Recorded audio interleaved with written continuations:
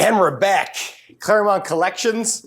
We have a after hours super special sneak peek of a new part of the collection that they're bringing in. Luckily, we got invited back here, and we have Mr. Bob Olson. He's going to be helping us around here today. Bob? Wait, you're here today? Yeah, this is right now. We're doing this. This is what we're doing. Right now. Yeah, that would be great. Bye, Facebook. Yeah. No, thank you for coming. Yeah, absolutely. Thanks, Awesome, Bob. awesome. Thanks for having us back. So since you were here last time, Yeah. we have implemented a few changes at the museum. Okay.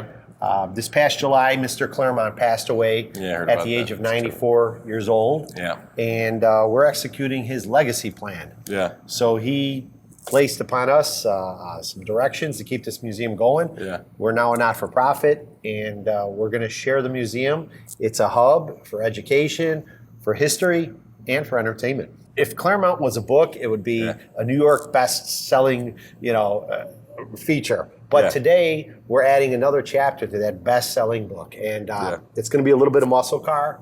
So we took some of our overflow cars. We sold them in Kissimmee, Florida at the Mecum auction. Okay. And we kind of recycled the money to add this muscle car selection. Nice. Generationally speaking, people are obviously getting older every day. And the people that were interested in a certain degree or caliber of car, it's ever changing. So we want to compliment everyone. And this is what we're going to do. So came in the center of the museum. Yep. We're going to walk around today. So you are actually getting a behind the scenes after hours look of the museum. We're in here 7 days a week. We're open to the public Thursday through Sunday. So again, the cars are in fact the stars, but when you look around this one room of 7, the level of detail and memorabilia, again, other collectibles, this museum has a lot going on. And this room that we're in right now, the cars to my rear are cars that are mainly from the 40s. Okay. We do try to organize the collection in some type of, we'll call it organized chaos at times, because there's a lot of theme going on. Directly on this side of the room are cars that are one-ofs or truly one-offs. You have anything from a 1937 Rolls Royce that was drawn up but never built until the mid-90s. So this is a one-of-a-kind car. These cars typically over here are $1 million cars. And you can go down the line. The third car over is Eddie Rickenbacker's car. Eddie was a World War I ace. He was a president at an airline into race car driving. That was his personal vehicle. So from a historic sense, that is a one-of-a-kind car. That's awesome. A fellow like Eddie Rickenbacker had a ticker tape parade thrown for them. In today's modern world, people don't even realize what a ticker tape parade is. But that's the equivalent of hitting a grand slam in the World Series, kicking the winning field goal. It's just an unbelievable thing. But as we do progress through the museum, you'll see some holes here and there, and we are rearranging the collection itself. Yeah. And we're refining it. I use that word in a super positive way, because this collection is awesome the way it is. Yeah. How do you make awesome even better? Yeah. So something right here, can't always help but notice. It's probably the world's biggest bubble top. Beatnik bubble top, right? It's right. By title, it's a Ford. It was actually owned by Barry Weiss from Storage Wars. It's not why we bought the car. Okay. But incidentally, we found out the history and the vehicle is that in fact. He pulls up in Storage Wars. I'm watching the episode the one day. I'm like, wait a second, that's our beatnik. So you and found out he comes rolling up in it. So it's a really, really cool moment. We have some other bubble tops that were used in videos in Latin America and had 500 million viewers. So there's really some cool eclectic pieces in here. And then we're going to get some really, really true, untouched, unmolested cars that are really speaking volumes. Yeah. When I said there was other memorabilia here, I always like to take a couple seconds out and point out to these posters that are up on the wall. And the posters start out at 1900. Every decade they climb. There's a car that was produced in the center of the poster for that 10-year period, and then you really get a cool collage of what's actually happening in the world around that particular car. Yeah, I've never had a second to look at those actually. Yeah. Really, because there's so much detail, and you get an idea of how cars themselves, I said this earlier in our conversation, they're vehicles, right? But they're also vehicles of more than just transporting of people. They transport ideas, and they're kind of like the DNA of history. Cars walk in step with everything that we've done, from getting into a war to driving our children home from the hospital. Yeah. Again, these cars are extensions of ourselves. Yeah, absolutely. I always like Rob's line of their kinetic art, I think is how Rob puts it. I like that. They really are. And there's a constant struggle with car makers with innovation. Yeah. Cars are an extension of ourselves. In the very beginning, you know, a horse-drawn carriage, you were going from A to B. And, you know, you packed a lunch.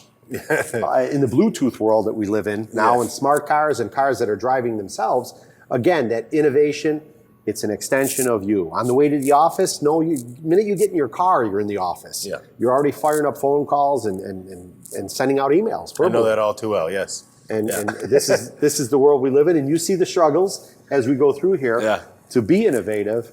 You really do see it in the cars that are more along the lines of the premium cars, the Rolls Royce. So when they built a chassis, or they built a carriage rather on top of a chassis, they customized it. Yeah. And again, in the back seats of the cars, you saw the side where maybe the man sat, and the seat rests were a little bit different, and where his partner and the lady sat, you know, there are some toiletries there, and there's a compact mirror, and again, there might be a knee rest because her legs were a little bit shorter. So the customization and innovation really showed itself in the luxury cars. Yeah, that makes sense. When we're walking through here, we'll cherry pick. I said earlier, all the cars got their hands up. Pick me, pick me, pick me, right? So here's one. There's a lot to talk about.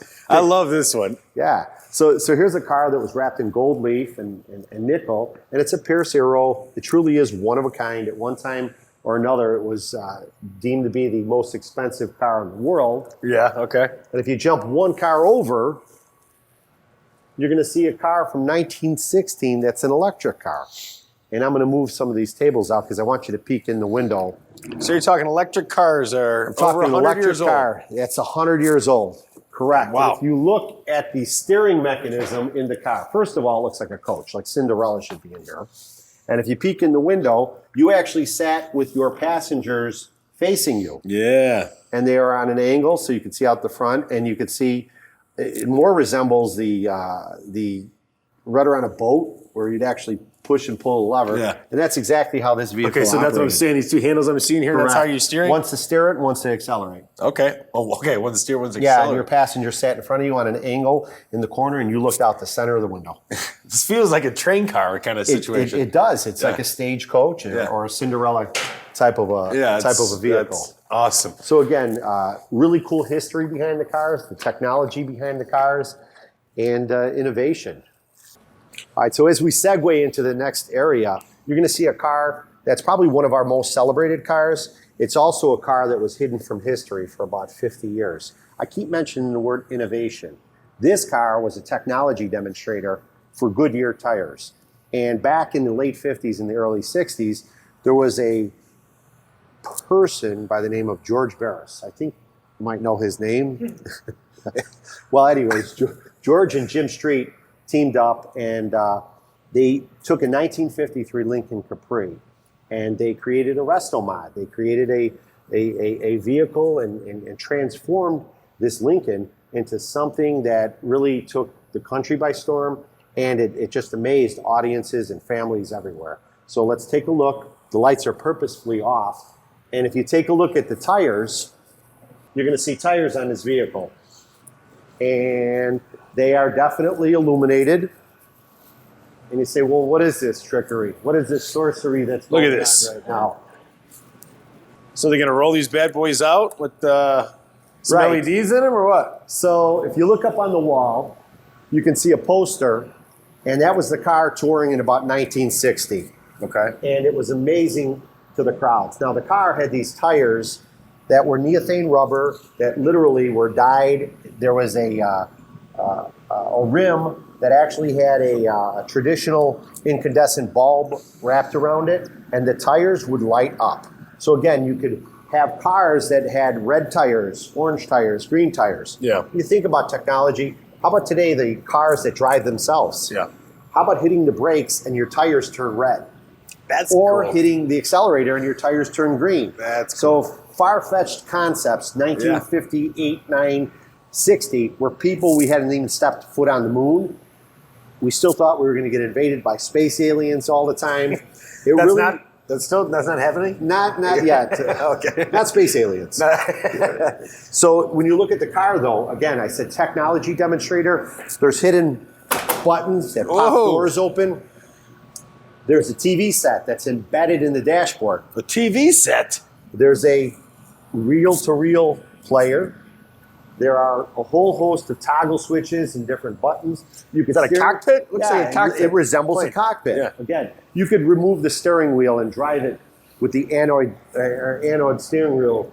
So this was a technology demonstrator. So did they roll us out of this as a concept car, right? This was a one-of-a-kind car. Yeah. Okay. Again, it was originally a George Barris creation. It was improved upon by Jim Street. It was in the movie Cinderfella with Jerry Lewis. And now, we don't pride ourselves on having a ton of movie cars. We just pride ourselves on having eclectic cars that represent different periods, different eras, and are really one-of-a-kind cars. So This is one of them, the Golden Sahara II.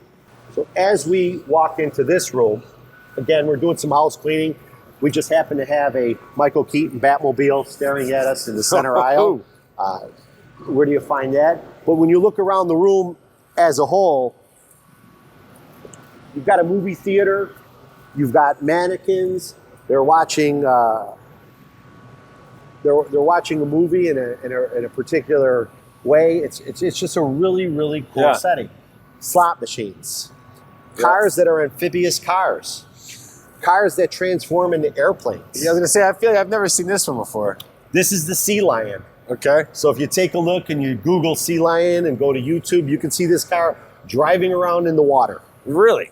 You really can. So it's like stays on the ocean floor and you're underwater? It partially submerges, but yeah, there's a cockpit. It closes off.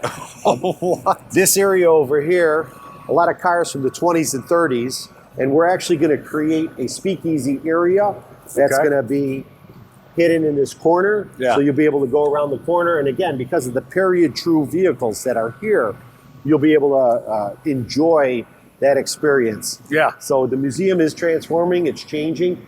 When we walk through, you'll see a lot of the other facades and recreations that the museum has. So we'll sneak on down this aisle here. Here's a 37 Resto mod. Again, this wasn't here in the collection the last time, so we're constantly refreshing. Okay. We're adding different pieces to the museum. And in this area here, we have some really cool Cadillacs. Okay. Anything from Eisenhower's Cadillac to a 12-passenger Eisenhower's Cadillac vehicle that was, used for transporting people to and from hotels. Wow. This area here, again, you can see more caddies. We have two Batmobiles, the classic Batmobile and a later age Michael Keaton vehicle. So again, we're doing a little bit of rearranging in here, and you're getting the after dark view of Klairmont. These cars here, over on the launch pad pointing out the door, these two are going to go on to other collections, not for any particular reason, except we're changing the face of what we're doing. Since we are on the first floor, you did want to see a little sneak peek at the muscle cars. I would love that, yes. Yeah. All right, so we're going to give you a peek over here. We're not going to get into the weeds, but this room here is getting transformed. This is going to have 60s cars, early 70s cars, and a ton of American muscle. So currently, we're bringing them in this week, and next week, we're going to do the theme on the room like we represent in the other parts of the museum. And, peeking over my shoulder, you have anything from a 69 Firebird. We've got an old hearse. We've got some goats, the GTOs. We've got some really cool Chargers. Again, other period true vehicles. And these babies just arrived. So they still have, the engines are still warm on some of them because we were firing them up, entertaining ourselves while we're at the museum. Yeah, perks of the job. It must be terrible. It's tough. I put a video out of me driving muscle car down the center aisle of the museum, just kind of cruising through the museum. And, who gets to do that? Yeah, it's pretty cool. But realistically, we're taking this serious. We want everyone to have a particular experience when they do come to the museum. And you can see how much cool detail there is in other parts of the museum. And we're going to match that as well. When you walk into this room, it's going to feel like part of Klairmont. It's just going to, again, it's going to feel like one more chapter. Yep. And for the thousands of people that have visited the museum in the past, they're going to get another experience. Yes, something to come for, something to come back for. It really is. It really is a cool kind of thing. Cool. All right, so we're upstairs now, Bob. Show us around. We are. So you take the elevator up to 2, and you end up, again, in another element of the Klairmont collection. Downstairs, we just left the muscle car room, so we're celebrating the American muscle. Up here, we got the sleeky sexiness of some of the European cars, but for sports cars in general, the modern sports cars. So anything from an Aston Martin to a Ferrari, you have a row of cars that have gull wing doors. So regardless of the manufacturer, you get this really, really cool look of gull wing doors. Anything from a Mercedes-Benz gull wing, superbly done replica, to a DeLorean. So again, there we go. Back in to this the future room, style. All right. you get that flair, you get that stylistic. You look left, all of a sudden you're in the early vintages. Yeah. Now It's a you're stark at the contrast there, yeah. You're at the turn of the century. So you want to honk your horn, you have to squeeze the ball. So Is this like the Beverly Hillbillies were driving in one of these or something like that? this is pretty colorful. It's like a chitty chitty bang bang. Yeah, there you go. Okay. Mary Poppins kind of a look. But the traditional look of the cars were more demure. Back in the day, there were the darker greens, the black, the darker browns. So again, when you step in here, I mentioned it earlier, and we had tires that glowed. Yeah. Right? And illuminated. Now think about this. Think about headlights or lights that were magnified with a glass. So there's a magnified glass here that actually took kerosene and detached from the vehicle.